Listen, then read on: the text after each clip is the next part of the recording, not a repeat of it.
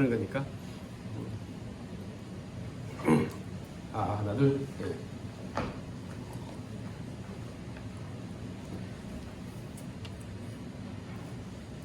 우리 사도신경으로 신앙 고백 들으심으로 주일 예배를 드리도록 하겠습니다.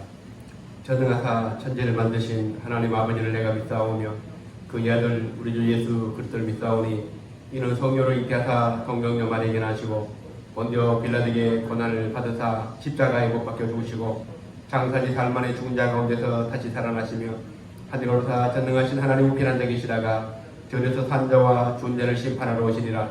성령을 믿사오며 거룩한 공예와 성도와 서로 교통하는 것과 죄를 사하여 주시는 것과 몸이 다시 사는 것과 영원히 사는 것을 믿사옵나이다. 아멘. 살아계신 아버지 하나님 감사합니다. 오늘도 주의 날을 맞이하여 오늘 주님 앞에 예배하며 영광 돌릴 수 있도록 인도해 주심을 감사합니다. 오늘 우리가 마음을 다하고 뜻을 다하고 힘을 다해 주님을 예배하기로 합니다.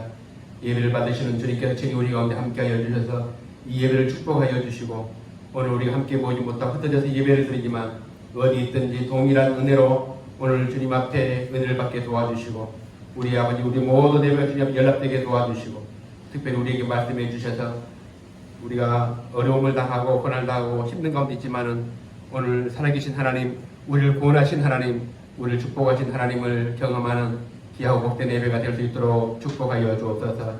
오늘도 주님 모든 예배가 주님 함께해 주시길 다시 한번 간절히 바라고 나오며 살아계신 예수님 이름으로 감사하며 기도드리옵나이다. 아멘. 우리 525장 찬송 한 장 더 하겠습니다. 525장입니다.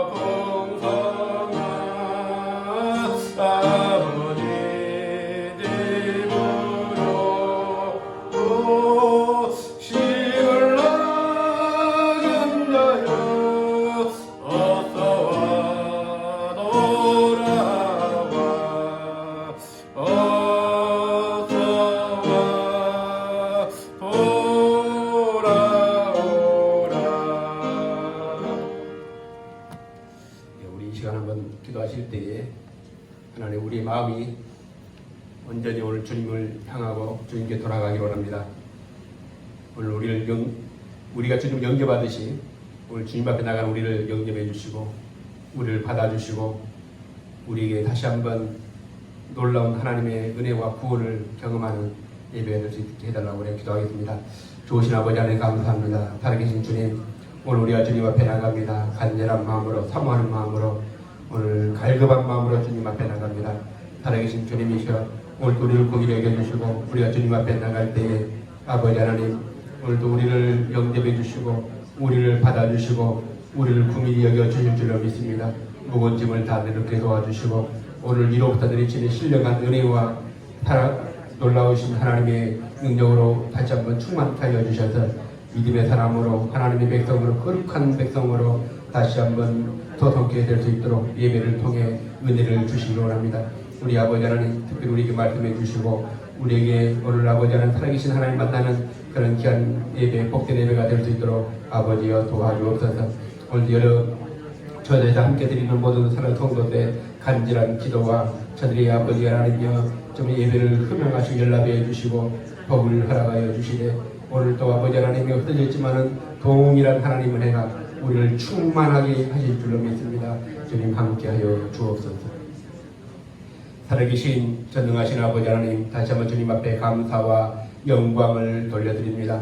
아버지 하나님 오늘 정처 없이 또 아버지 하나님이여 이 세상을 위하며 살았던 아버지 지인들이지만은 오늘 그럼에도 불구하고 우리를 주 안에서 다시 한번 불러주시고 하나님의 거룩한 자녀와 백성으로 오늘 주님 앞에 예배할 수 있도록 은혜 주심을 감사합니다. 오늘도 아버지 하나님 사모하는 마음이 오늘 갈급한 마음이 오늘 간절한 마음이 우리 가운데 있게 도와주시고 오늘 그 마음을 다해 주님 앞에 예배할 수 있도록 은혜를 더해 주시기를 원합니다. 코로나로 인해서 우리가 함께 모여 예배하지 못하지만 오늘 흩어져 있는 각 모든 성도들을 기억해 주시고 오늘 있는 처소에서 함께 예배할 때에 모여 있을 때보다 더 뜨거운 더 놀라운 하나님의 은혜와 축복을 부어 주시기 원합니다.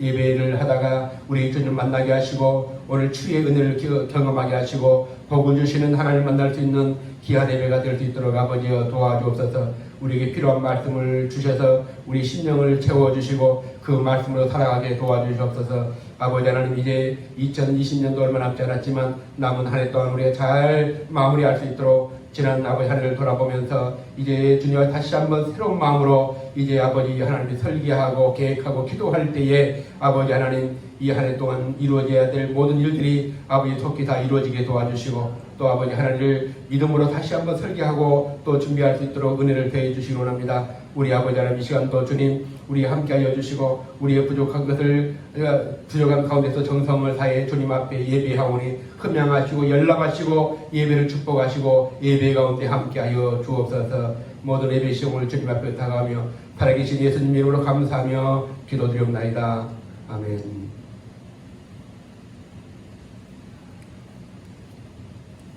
네, 오늘 말씀 보시겠습니다.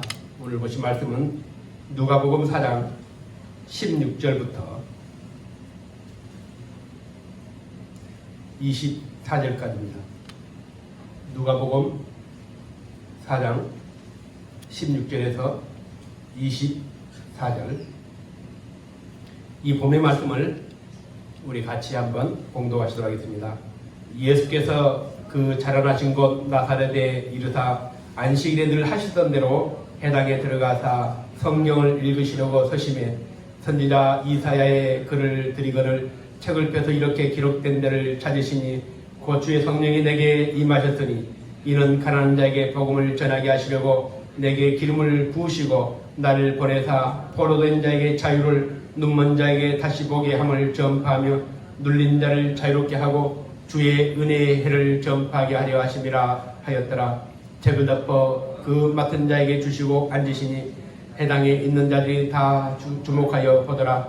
이에 예수께서 그들에게 말씀하시되 이 글이 오늘 너희 귀에 응하였느니라 하시니 그들이 다 그의 증언하고 그 입으로 나오는 바 은혜로운 말을 놀랍게 여겨 이르되 이 사람이 요셉의 아들이 아니냐. 예수께서 그들에게 이르시되 너희가 반드시 의사야 너 자신을 고치라 하는 속담을 인용하여 내게 말하기를 우리가 들은 바 가버나움에서 행한 일을 내 고향 여기서도 행하라 하리라. 또 이르시되 내가 진실로 너희에게 이르노니 선지자가 고향에서는 환영을 받는 자가 없느니라. 아멘.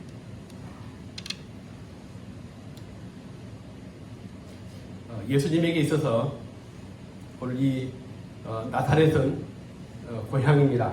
그래서 오늘 16절에 나사렛에 대해서 예수님께서 그 자라나신 곳이라 그렇게 말씀합니다. 30년 동안 또 어렸을 때 또 자랐던 그런 고향입니다. 정치인들에게는 이 고향은 굉장히 중요합니다. 타지에서 아니면 또 어디 다른 곳에서 천대받다가도 고향에 가면 환영을 하고 또 어려울 때마다 또 고향에 가서 다시 한번 힘을 충전한 그런 곳이기도 합니다. 그런데 이제 오늘 예수님이 이 나사렛이라는 곳이 예수님이 나고 자랐던 곳이기도 한데 오늘 예수님이 이곳에서 살다가 이제 고향을 떠난 지 얼마 되지 않아서 다시 돌아왔습니다. 이제 공생애를 시작한 것이 바로 갈릴리인데 갈릴리에 가셨다가 몇 가지 기적을 행하시고 이제 다시 돌아오셨습니다. 예수님이 떠나시 얼마 되지 않아서 예수님에 대한 소문이 이제 온 유대에 다 퍼지게 됐습니다. 물론 고향까지도 예수님의 소식이 전해졌을 겁니다. 우리나라가 면적이 한 22만 평방킬로 정도 됩니다. 그런데 이스라엘은 이보다 한 10배 정도 적은 2만 2천 평방킬로. 그래 우리나라보다 한 10분의 1밖에 안 됩니다. 아주 작은 지역입니다. 그런데 오늘 이 나사렛이라는 동네는 더 적은 아주 적은 마을입니다.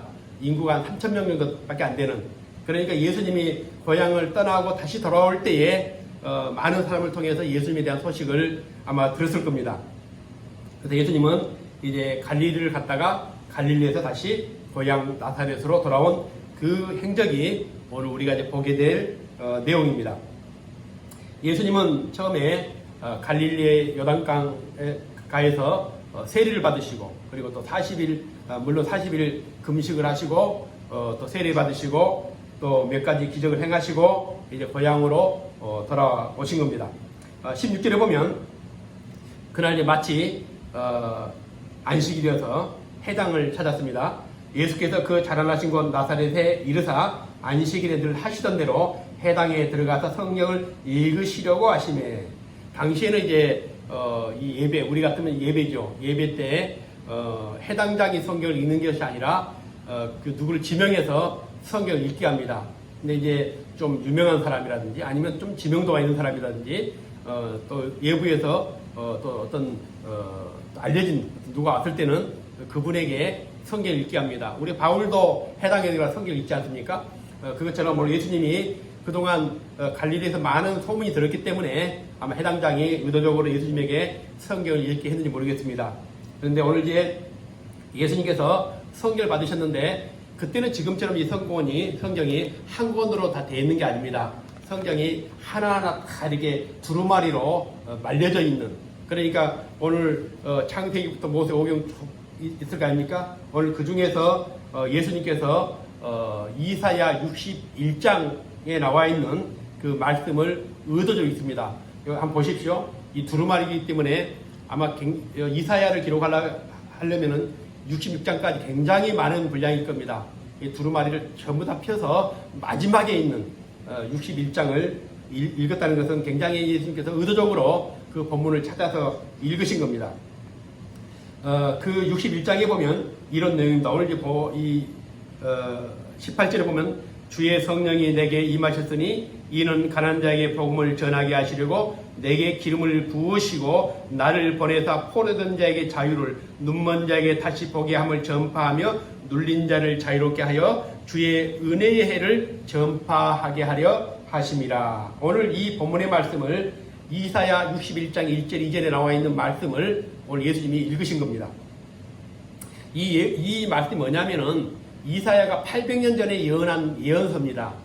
이 예언서의 내용은 이제 메시아에 대한 겁니다. 메시아가 오셔서 이런 일을 하실 것이다. 마치 이제 우리나라 조선시대의 정감록과 같은 그런 예언서입니다. 그러니까 우리 조선시대에 어려울 때에 밀란이 일어나고 그러면은 이제 이시 왕조가 무너지고 정치성을 가진 정도력이 나타나는 그런 것이 이제 많은 백성들이 기대했던 것처럼 오늘 이사야 예언서는 이스라엘 백성들이 모르는 사람이 없습니다. 이 본문은 아마 다 암기했을 겁니다. 그 정도로 중요한 본문인데 오늘 예수님께서 그 본문을 찾아가지고 읽으신 겁니다. 이스라엘 백성들에게 있어서 이 메시아라는 그 이름은 굉장히 가슴을 뛰게 하는, 흥분하게 하는 그런 이름입니다. 그런데 수많은 세월 동안 고난을 당하고 또 역사에 많은 또 이방의 침략을 받고 지금은 이제 로마의 지배를 당하고 있는 그런 시점에서 오늘 이사야가 예언했던 그 메시아가 와서 모든 억압과 사슬을 다 끊어버리고 해방과 자유를 주는 그런 메시아, 그리고 모든 백성들의 마음을 위로해주는 그런 메시아가 오실 것이라는 그 예언의 말씀을 읽은 겁니다. 이 본문을 읽고 나서 우리는 이 말씀이 예수님을 상징하는 것이구나, 의미하는 것이구나 우리는 다 알지 않습니까? 그런데 당시 사람들은 61장의 이 메시아에 대한 예언이 예수님이 읽기는 했지만 이것이 예수님을 의미하고 상징한다는 것을 알지 못했을 겁니다. 왜냐하면 오늘 여기 보시면 이제 18절에 보시면 주의 성령이 내게 임하였어. 이제 메시아에게 성령이 임한다는 겁니다. 실제로 예수님께서 요단강에서 세례 받으실 때 어떻습니까? 어떤 일이 일어났습니까? 하늘의 문이 열리고 성령이 예수님의 머리에 쫙 임하지 않습니까? 오늘 그 내용과 매치를 해보면 이 본문이 예수님을 지금 의미하는 그런 예언이라고 우리는 알 수가 있습니다. 이 본문을 다 읽고 나니까 사람들의 생각은 왜 예수님이 하고 많은 성경 중에서 이 본문을 읽었을까? 그러지 않겠습니까? 그 메시아에 대한 예언. 그런데 오늘 이 본문을 다 읽고 나니까 사람들이 예수님을 주목합니다. 20절에 보면은 책을 덮어 그 맡은 자에게 주시고 앉으시니 해당에 있는 자들이 다 주목하여 보더라. 왜 저 본문을 읽었을까? 갑자기 이사야 61장에 예언된 메시아에 대한 이것을 왜 저 양반이 읽고 도대체 무슨 의도로 읽었을까? 예수님의 입을 주목하고 있는 겁니다. 그러자 오늘 예수님께서 이제 책을 덮으시고 나서 4장 21절에 보면 아주 충격적인 말씀을 합니다. 이에 예수께서 그들에게 말씀하시되 이 글이 오늘 너희 귀에 응하였느니라. 800년 전의 예언이 이제 예언이 아니고 오늘 지금 실현됐다는 겁니다. 이건 놀라운 일이죠. 그것도 예루살렘도 아니고 성전도 아니고 그 몇 명 모여있는 해당에서 예수님께서 이사야를 읽고 나서 이 성경이, 이 말씀이, 이 예언이 오늘 너희들에게 실현이 됐다 이렇게 지금 선포하는 겁니다. 엄청난 충격적인 것이죠. 문자 그대로 보더라도 이 메시아가 누굽니까? 메시아는 하나님의 기름을 받은 자입니다. 다시 말하면 왕 같은 그런 권세와 그런 힘을 가진 지도자가 등장했다는 것인데 이 메시아는 아무나 되고 싶어 되는 게 아닙니다. 힘이 있어야 되겠죠. 그 민족을 구원할 수 있는, 그리고 또 모든 억압과 또 사슬을 끊어내고 또 정치적으로 그들에게 자유와 평화를 줄 수 있는 그런 힘을 가진 자만이 메시아가 될 수 있다고 믿었습니다. 그런 메시아를 기다렸습니다. 실제로 이스라엘은 로마가 이제 침략에 들어왔을 때 끝까지 저항했던 사람들이 있었습니다. 2년 동안 그 마사다라는 그 영화 나오죠. 거기에 여신당원들이 가서 끝까지 2년 동안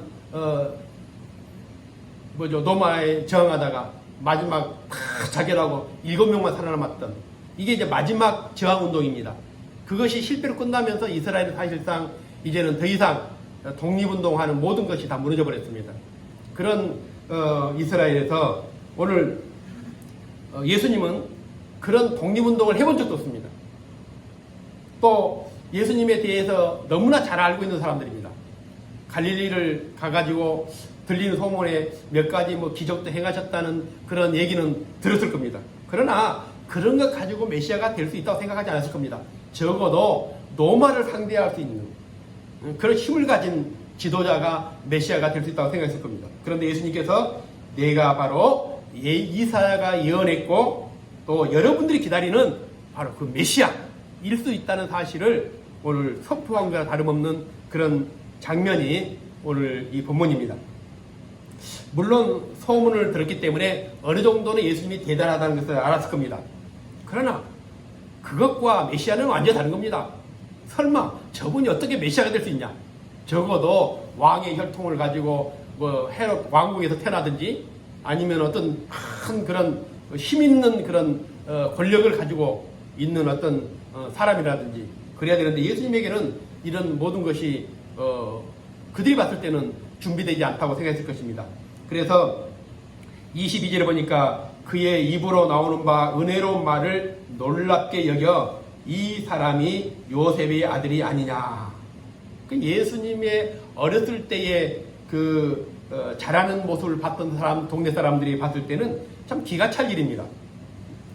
예수님이 어렸을 때 기저귀 차고 땅 기어다니는 거 다 봤을 거 아닙니까? 자기 어머니 젖 먹고 다닌 거, 또 어렸을 때 친구들과 장난치고 싸웠던 것들, 얼마나 너무나 평범하게 자랐던 것들 다 봤던 사람들이 오늘 이 나사렛 사람들입니다. 그리고 예수님께서 뭐 공부를 많이 한 것도 아니고 그 자기 아버지, 육신의 아버지죠. 그 요새같이 목공소 일을 했던 그 일을 했던 예수님입니다. 그러니까 매일 먼지 뒤집어 쓰고 거기서 일을 하고 땀을 흘리고 그렇게 살았던 너무나 평범하게 살았던 예수님이 오늘 갑자기 내가 여러분이 기다리던 메시아다. 그래서 그 예경에 보면 예수님이 어렸을 때도 아주 남달랐다. 그거를 이렇게 써놓은 그 기록도 있습니다. 그래서 뭐 진흙으로 뭐 새를 만들어 날렸는데 그것이 막 새가 돼가지고 뭐 날아갔다. 이건 이제 나중에 이런 얘기를 하기 때문에 예수님을 어렸을 때부터 남달랐던 것을 좀 강조하기 위해서 아마 꾸며낸 얘기가 아닐까 그렇게 생각합니다. 당시 이제 조금 전에 말씀한 것처럼 나사렛 인구가 한 3,000명 정도 됩니다. 그래서 예수님의 가족사는 물론이고 예수님에 대해서 모든 걸 다 알고 있었을 것입니다. 그래서 하는 말이 야, 너 요셉의 아들 아니냐? 이 말은 뭐냐면 여기 이제 22절에 보면 그들이 다 그를 증언하고 그 입으로 나오는 바 은혜로운 말을 놀랍게 여기지만은 이르되 이 사람이 요셉의 아들이 아니냐? 내가 너희 아버지도 알고 있고 너희 형제들도 다 알고 있는데 무슨 뜬금없이 생뚱맞게 너가 메시아라고 하느냐? 그 마가복음 3장에 보면은 그 예수님이 기적을 행하실 때에 그 모친 마리아와 형제들이 와서 예수님이 미쳤다는 말을 듣고 예수님을 데리러 오는 그 장면도 있습니다. 믿지 않았습니다. 고향 사람들도 그렇지만은 마리아와 예수님 형제들까지도 예수님을 믿지 못했습니다. 아니 잠시 동안 안 보이다가 어느 날 갑자기 나타나가지고 야 내가 메시아다 누가 믿겠습니까? 어디서 뭐 임명장을 받아온 것도 아니고 이 바울이 선교지에 가서 설교할 때 뭐랬습니까? 너가 임명장을 사도라는 뭐 증명서를 가져왔느냐? 이랬는데 사도도 그랬는데 메시아라고 하는 이 메시아가 오늘 갑자기 나타나가 메시아라고 하면 누가 믿겠습니까? 그러니까 가장 어려운 게 뭐냐면 가까이 있는 사람, 평소에 많이 봤던 사람들, 그 사람에 대해서 알고 있는 사람들은 굉장히 믿기 어렵습니다. 모르는 사람들이야 뭐 모르니까 믿을 수 있겠죠. 제가 어렸을 때 이름만 들었던 우리 삼촌 얼굴도 몰랐습니다. 그런 제가 태어나서 한 번도 본 적이 없으니까 제가 한 10살 때쯤 우리 삼촌이 이제 돌아왔습니다. 10몇 년 동안 서울에 있다가 그래서 간간히 들리는 말은 서울에 가가지고 돈을 좀 많이 기술을 배워가지고 돈도 좀 많이 벌었다 그런 얘기를 들어서 이제 삼촌이 오니까 굉장히 기대를 했습니다. 그래서 얼마나 돈을 많이 가져왔을까? 근데 이 삼촌이 빈손으로 돌아온 겁니다. 이제 사람들이 물어봤어요. 야, 돈은 어떻게 하고 이 빈손으로 왔냐? 그러니까 아, 돈이요. 돈 많이 벌었죠. 내일 이 비행기가 지나가면서 그 돈 다발을 떨어뜨리기로 했다고. 그래서 이제 동네 사람들은 다 알았습니다. 우리 삼촌 상태를. 제가 8살 때 알겠습니까? 다음날 딱 되니까 삼촌이 야, 가자. 어디요? 오늘 돈을 내가 받는 날이다. 그 저는 이제 삼촌하고 같이 뒷산에 올라갔습니다. 왜냐면 그 뒤에 보면 비행기가 지나가거든요. 그래서 아침부터 시작해서 하루 종일 그 비행기 지나가는 밑에서 비행기를 쳐다보고 앉았다가 돌아왔습니다. 동네 사람들이 이제 삼촌하고 조카까지 이상이 됐다고 그런 소문이 났습니다. 근데 사람들은 알죠. 어느 날 갑자기 안 보이다 돌아왔는데 이상한 일을 하면 정상이 아니라고 믿는 거죠. 예수님도 마찬가지일 겁니다. 예수님이 갑자기 너무 충격적인 얘기를 한 겁니다. 내가 메시아일 수 있다. 메시아다. 이런 얘기죠. 그러니까 그걸 누가 믿겠습니까? 기독교라는 것이 사실은 가장 믿기 어려운 종교입니다. 예수만 믿으면 죄가 사해진다. 예수만 믿으면 구원을 받는다. 아무것도 안 해도 어떻게 그게 가능합니까? 돌을 닦는 것도 아니고 고행을 한 것도 아니고 뭐가 아무것도 한 것이 없는데, 그러니까 우리가 예수를 믿으면 늘 시험에 빠진 게 뭐냐면 진짜 내가 구원받았을까? 내가 죽으면 천국에 갈까? 한 게 없는데 어떻게 내가 예수를 믿는다는 고백만으로 내가 하나님의 자녀가 되고 구원받을 수 있을까? 논리적으로는 안 맞는 말이죠. 가장 믿기 어려운 종교가 기독교입니다. 가장 쉽게 믿을 수 있는 게 기독교고 또 가장 믿기 어려운 종교가 바로 기독교입니다. 우리도 우리지만 지금 예수님 앞에 있는 이 나사렛 사람들은 우리보다 더 믿기 어려웠을 겁니다. 우리가 어떻게 예수를 믿게 됐습니까? 연구해보고 분석해보고 논리적으로 다 검증해보고 야 예수님이 진짜다, 믿을만하다, 믿을 가치가 있다, 이렇게 해서 믿는 사람 아무도 없습니다. 예수를 믿는 것은 하나님이 우리에게 성령을 보내주셔서 그 성령의 감동으로 은혜로 우리가 어느 날 갑자기 예수를 믿게 된 겁니다. 지금 역사 이래로 스스로 연구해가지고 예수가 믿을 만한 분이고 이분이 정말 우리의 구원자라고 해서 믿는 사람 없을 겁니다. 하나님이 아니고서 성령이 아니고서는 절대 예수를 믿을 수가 없습니다. 얼마나 감사합니까? 이렇게 우리가 그 믿기 어려운 예수, 사람들이 비웃고 조롱했던 어떻게 너가 메시아가 될 수 있느냐, 그 예수에 대해서 우리가 생명을 다해 믿을 수 있다는 것은 그만큼 우리 큰 은혜를 받다는 겁니다. 오늘 바울은 그래서 에베소 1장 4절에 보면 창세전에 그리스도 안에서 우리를 하나님이 선택했다. 선택한 우리를 불러주셨고 또 부른 우리를 의롭게 하시고 영화롭게 하신 분이 바로 하나님이십니다. 우리가 남다르기 때문에 특별하기 때문에 예수를 믿는 게 아닙니다. 우리의 믿음이란 것은 하나님이 우리에게 주신 선물입니다. 그래서 내가 믿음이 좋다고 또 믿음 없는 자를 무시할 수도 없는 겁니다. 오늘 나사렛 사람들에게 오늘 예수님이 찾아오셨습니다. 그런데 오늘 이 사람들은 야 이분이 정말 이사야가 예언했던 바로 그분이구나 하고 오늘 예수님을 믿고 예수님을 메시아로 섬겼던 그것이 아니라 오늘 그들은 예수님을 거부를 합니다.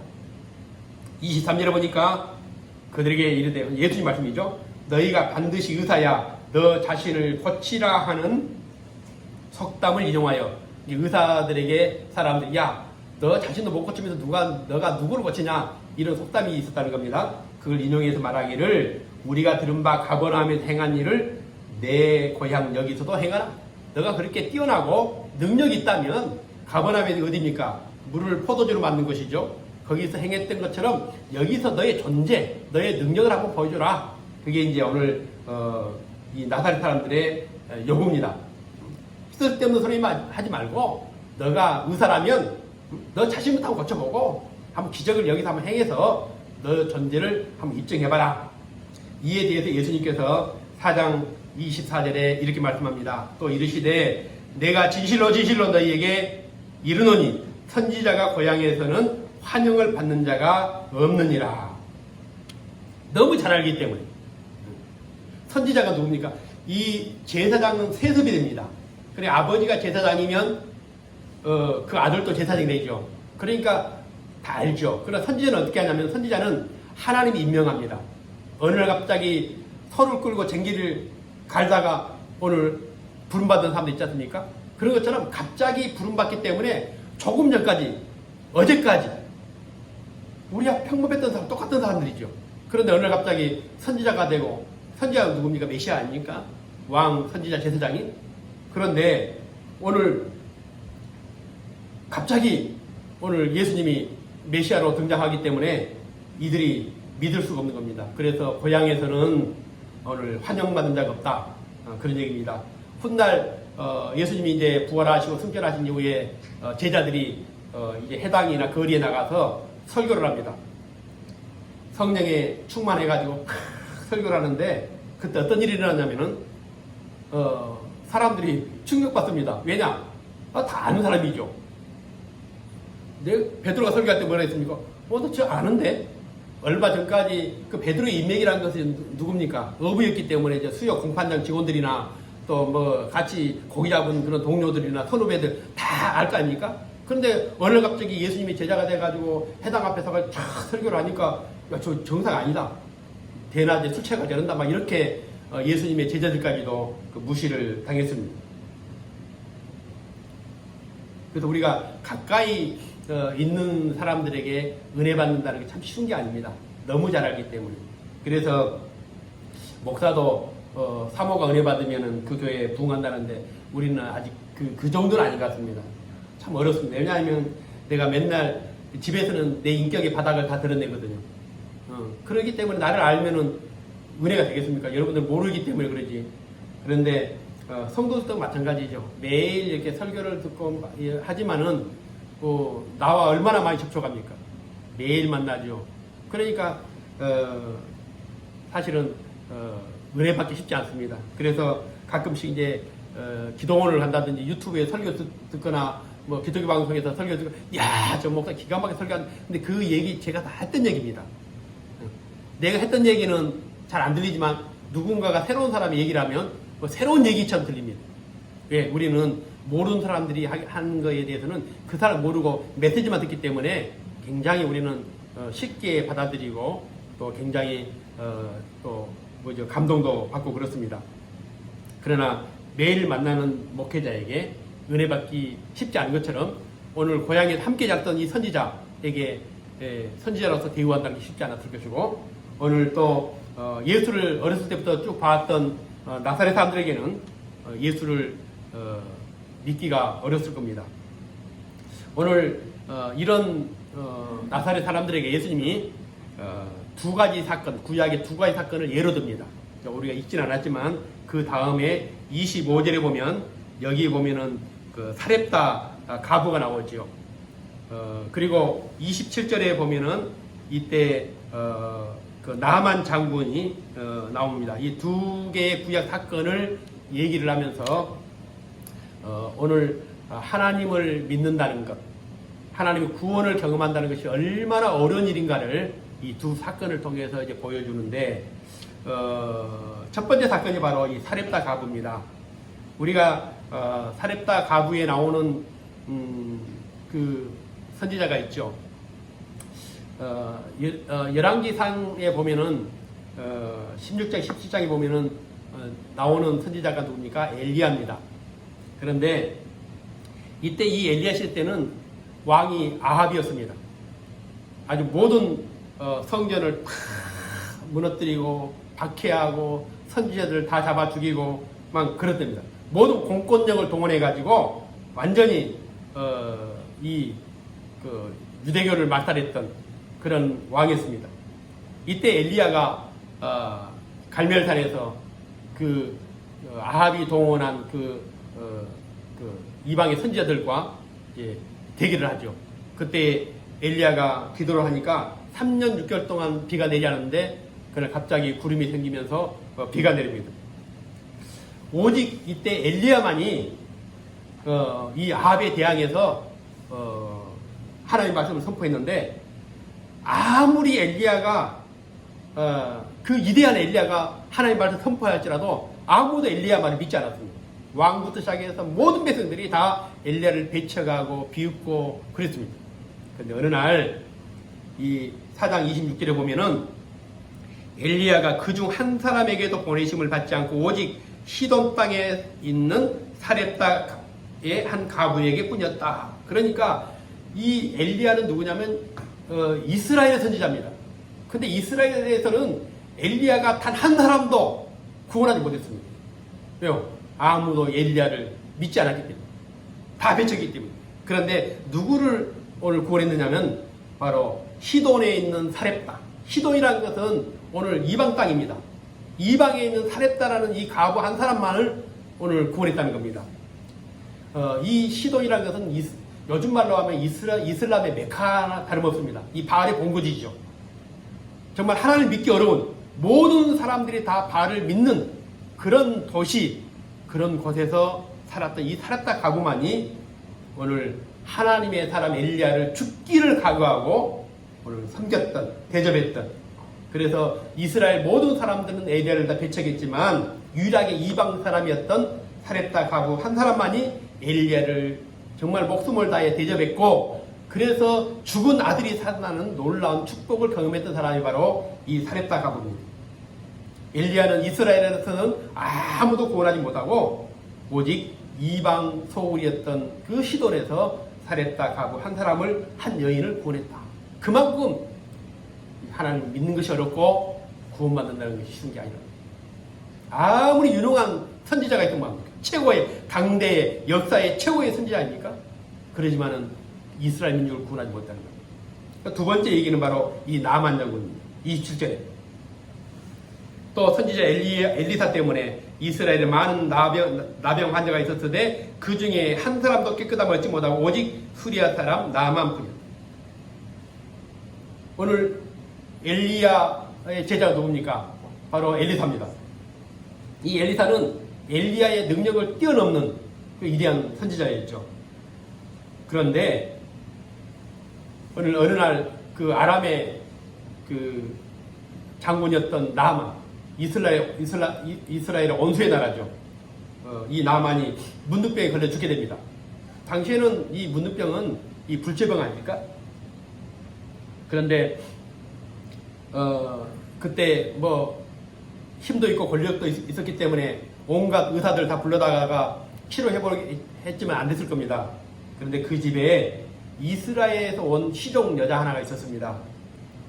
전쟁 중에 잡혀왔는지 모르겠지만 이 시종 여자가 나만 장군에게 이렇게 말합니다. 당신이 사마리아에 있는 선지자 앞에 있었다면 그런 병쯤은 나았을 겁니다. 처음 들어본 얘기죠.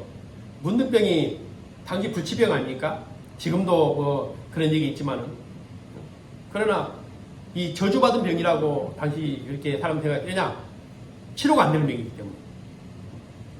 이 나만 입장에서는 지푸라기도 잡고 싶은 심정에 그 이스라엘 온 시종 하나가 사마리아에 있는 누굴 만나면은 그 당신 병쯤은 쉽게 나을 수 있을 텐데 이 말을 듣고 그러면 사마리아로 가자. 그래서 그 길로 나만 장군이 국경을 넘어서 사마리아 와서 엘리사를 만나고 문둥병을 치유받게 됩니다. 그러니까 당시에 이스라엘에 수많은 문둥병자가 있었지만 문둥병 치유받는 사람은 오직 아람에 있는 시리아에 있는 수리아에 있는 이 한 사람밖에 없었다. 같은 나라에 있는 이스라엘 백성도 믿지 못하는데 하나님을 모르는 땅, 우상의 땅, 이방 땅, 사렙다 가부와 나만 장군만이 오늘 하나님의 은혜를 받았다. 아무리 훌륭한 선지자가 있으면 뭐하고, 아무리 좋은 교회가 있으면 뭐하고, 아무리 훌륭한 전도자가 있으면 뭐하겠냐. 우리나라가 이 기독교의 영향력이 대단하죠. 우리나라에 있는 그 신학 박사들이 모든 나라의 신학 박사 합친구보다 더 많다고 그럽니다. 제가 아는 분들도 거의 다 신학 박사들입니다. 그만큼 신학사 많습니다. 그런 많은 그 영적인 인재들이 많은 곳이기도 합니다. 우리가 그렇지만 그 많은 지도자 또 교회가 있으면 뭐합니까? 오늘 수백 년을 기다렸지만은 이사야 61장 본문을 암송하고 대명하고 메시아를 기다렸을지라도 중요한 것은 오늘 예수님을 만날 수 있는 그 기회가 왔습니다. 예수님을 영접할 수 있는 그 기회가 왔음에도 그들은 그 기회를 붙잡지 못했습니다. 어느 교회가 좋냐, 어느 교파가 좋냐, 어떤 목사님이 잘하냐, 아무리 그럴지라도 듣지 않으면 무슨 고침을 받겠느냐. 오늘 유대인들은 오늘 예수님의 이 설교를 쭉 듣고 나서 분노합니다. 아니, 하나님이 어떤 분이냐? 하나님은 우리 민족의 하나님인데 어떻게 우리 민족을 외면하고 저 이방 여자를 구원하고 이방의 나만 장군을 병을 치료할 수 있느냐? 어떻게 그런 하나님이 있을 수 있느냐? 그래서 오늘 이스라엘 백성들이 오늘 화가 나가지고 예수님을 낭떠러지에 끌고 갑니다. 그리고는 여기 보시면은 28절에 해당에 있는 자들이 이것을 듣고 다 크게 화가 나서 일어나 동네 밖으로 쫓아내어 그 동네에 건설된 탄 낭떠러지까지 끌고 가서 밀쳐 떨어뜨리고자 하되 예수께서 그들 가운데로 지나서 가시니라. 기분 나쁘죠? 아니 우리 자식도 있는데 우리 자식은 애매하고 내 유산을 저기 옆집에 있는 누구한테 줬다 해보십시오. 우리 자식들 가만히 있겠습니까? 하나님께서 이스라엘 백성들에게는 은혜를 주지 않고 이방의 사람들에게 줬다고 한다면 기분 좋겠습니까? 그래서 오늘 예수님을 붙잡아서 죽이려고 그렇게 낭떠럽게 끌고 갑니다. 오늘 다시 31절에 예수님은 결국 갈릴리의 가버나움 동네에 내려오사 안식일에 가르치시며, 오늘 예수님은 결국 자기가 살았던 나사렛 동네를 떠나서 다시 갈릴리로 가시게 됩니다. 그래서 오늘 예수님의 진짜 고향은 자기가 나서 자랐던 나사렛이 아니라 갈릴리입니다. 갈릴리 예수님이 영적인 고향, 어찌 보면 정치적인 고향이죠. 그래서 여기서 예수님을 만나고 여기서 많은 기적을 행하시고 또 나중에 예수님께서 부활하셔서 제일 먼저 찾았던 것이 바로 이 갈릴리입니다. 이 갈릴리는 예수님과 연고가 없는 곳입니다. 그래도 불구하고 수많은 사람들이 제자들이 몰려왔고 거기서 많은 사람들을 만났고 치유의 역사들이 있었던 곳이기도 합니다. 이 나사렛은 가장 먼저 예수님을 만날 수 있는 그런 기회가 왔음에도 불구하고 그 기회를 놓쳤습니다. 선민의식, 우리만이 구원받을 것이다, 우리만이 하나님 백성이라는 이런 의식 속에 빠져 있었지만은 오늘 그들은 진짜 구원의 기회가 왔지만은 오늘 그 구원의 기회를 붙잡지 못했습니다. 성경에 보면은 하나님께서 우리에게 주신 그 기회를 붙잡지 못하고 놓쳐버리는 사람들이 수없이 등장합니다.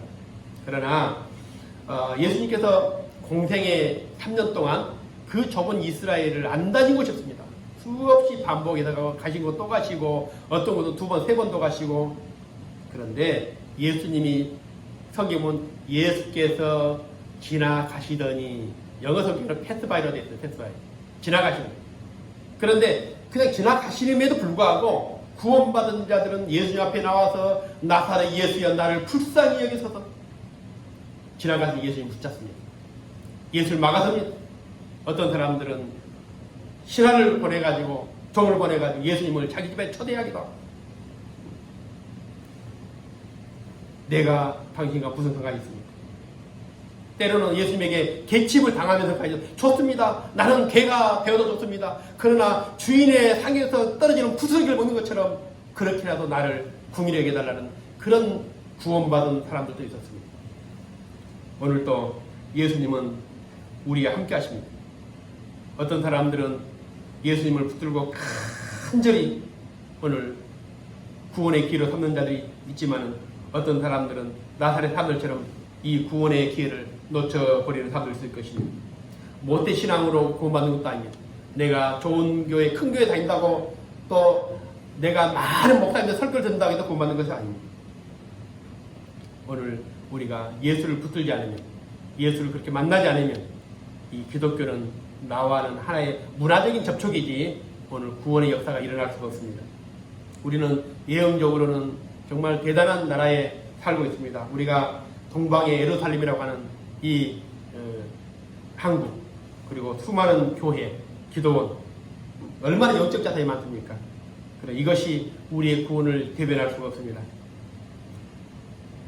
서울대병원 옆에 살아도 병원에 안 가면 아무런 의미가 없는 것처럼 우리 예수님이 지나가실 때에 그 지나갈 예수님을 붙들고 그 기회, 그때마다 나에게 구원의 기회가 될 때에 정말 참된 그런 하나님의 구원을 우리가 경험할 수 있는 것입니다. 이미 지나가버린 예수님을 추억하고 지나가버린 예수님을 기념하는 것이 교회가 아닙니다. 바로 지나가시는 그분을 만나는 것. 우리를 스쳐 지나갈 때마다 그 주님의 길을 막으시고 주님을 붙들고 바일자신 예수여 나를 불쌍히 여기소서. 어떤 소경은 그렇게 예수님을 불러 세웠습니다. 예수님, 그냥 지나가지 마시고 나를 불쌍히 여겨주십시오. 그때 제자들이 꾸짖습니다. 그러나 예수님은 그에게 다가가서 내가 너에게 뭘 해주기를 원하는가? 주님 내가 보기를 원합니다. 내 믿음 노릇했잖아. 그래서 로마서 9장에는 이 하나님의 구원을 유대인들이 거부함으로 이방인들에게 전해졌다고 그렇게 말씀하고 있습니다. 유대인들은 지금 예수님을 만나지 못하고 예수님이 지나간 흔적만 그것을 관광지로 만들고 기념 상품을 만들고 세계 모든 그런 순례객들을 끌어들이고 있습니다. 여기는 예수님이 태어난 마구간입니다. 여기는 예수님이 기도하는 뭡니까? 이 바위입니다. 여기는 예수님이 물을 포도주로 만들었던 이 곳입니다. 항아리입니다. 하면서 그것을 다 만들어가지고 관광 상품으로 개발하지만 그들이 아직 예수님 안 믿지 않습니까? 똑같은 겁니다. 아무리 십자가 악대들을 달고 다니고 아무리 좋은 성경책을 쓰고 다니지만은 오늘 그 지나가시는 내게 찾아오시는 그 주님을 내가 붙들지 않으면 구원과는 아무런 상관이 없는 것입니다. 그래서 요즘에는 그 지나가는 예수님을 우리가 자꾸 뭘 분석하고 추억하고 어떤 사람들은 뭐 예수님의 성의를 그 예수님이 십자가를 입었던 마지막 입었던 그 성이 아닙니까? 나 이게 벗겨지지 않습니까? 근데 거기에 예수님의 혈흔을 검색해봤더만은 A B형이라고 나왔답니다. 그 예수님의 혈액형이 A B형과 구원과 무슨 상관이 있습니까? 쓸데없는 일을 그렇게 하는 겁니다. 이 축복을 여러분 뺏기지 말고 우리 지나가실 때마다 얼마나 우리가 문제가 많습니까? 얼마나 어렵습니까? 지나가실 때마다 주님 그냥 지나가지 마십시오. 오늘 내 문제를 치유해 주시오. 나를 구원해 주시오. 이 교회를 불쌍히 해 주시오. 우리 자녀들을 불쌍히 해 주시고 우리에게 구원을 베풀어 주십시오. 그래서 오늘 그 예수님이 오늘 이 시간 여러분의 주인이 되시고 주님이 되시고 오늘 구원이 되시기를 주의 이름으로 축원을 드립니다. 기도드리겠습니다. 주님, 우리를 그냥 지나가지 마옵소서. 우리가 부를 때 멈춰주시고 우리가 손을 내밀 때 손을 붙잡아 주시고 소경에게 내가 너에게 무엇을 해 주기를 원하느냐고 물으신 것처럼 오늘 주님이 우리의 모든 형편과 처지와 아픔과 고통을 아시오니 아버지 하나님 오늘 주님을 간절히 붙들고 기도하오니 전능하신 아버지 하나님 오늘 그 능력의 손으로 우리를 치유해 주시고 우리를 구원해 주시고 우리를 붙들어 주시고 하나님의 놀라운 생명으로 우리를 축복해 주시기를 원합니다. 우리가 주님을 찾을 때 만나 주십시오. 오늘 이 시간이 구원의 기회가 되게 해주시고 오늘 우리를 찾아오신 주님을 그냥 보내지 않게 해주옵소서. 바위대자신 예수여 우리를 불쌍히 여기소서. 오늘 이 시간 우리의 마음을 열어주셔서 주님을 만나게 해주시고 오늘 구원의 주님을 만나는 귀하고 복된 이 축복이 오늘 함께 예배하는 모든 사랑하는 성도들에게 임하게 도와주옵소서. 감사하며 살아계신 예수님 이름으로 기도드리옵나이다. 아멘. 이제는 우리 주님 예수 그리스도의 크신 은혜와 우리 아버지 하나님의 놀라우신 사랑하심과 성령님의 감화 이루 교통하심이 끊임없이 우리에게 다가오시고 우리에게 말씀하시고 우리의 마음의 문에 놓고 하시는 그 주님을 그냥 보내지 않고 주님을 간절히 붙들고 주님을 만나서 주께서 우리에게 주시는 놀라운 구원과 생명을 경험하기를 원하는 사랑하는 귀한 성도들 머리에 저들 가정의 자녀들의 교회이 영원토록 영원히 함께 들지어다. 아멘.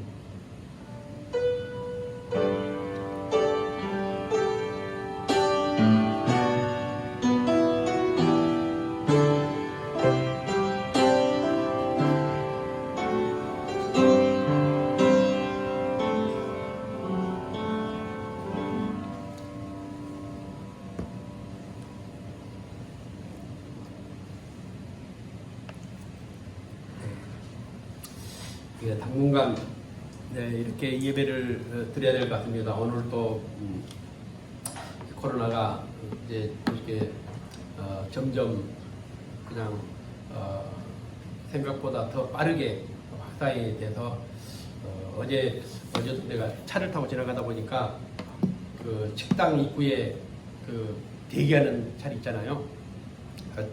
이제 사람들이 많으니까 대기한다는 건 사람들이 많다는 얘기예요. 2층 식당인데 1층에 대기하는 적이 있더라고요. 거기에 마스크를 다 벗고 얘기하고 있더라고 할머니들이. 야, 그래서 식당 하는 것도 좀 조심해야 되고요. 진짜 요즘에 스스로 건강지키면 안 되는 것 같아서 당분간 이렇게 예배를 드리고 사실은 27일 날 장로 장립을 좀 하려고 했는데 그것도 좀 어려울 것 같아서 내년 초에 좀 해야 되겠다 싶습니다. 기도 많이 해주시고요. 네, 감사합니다.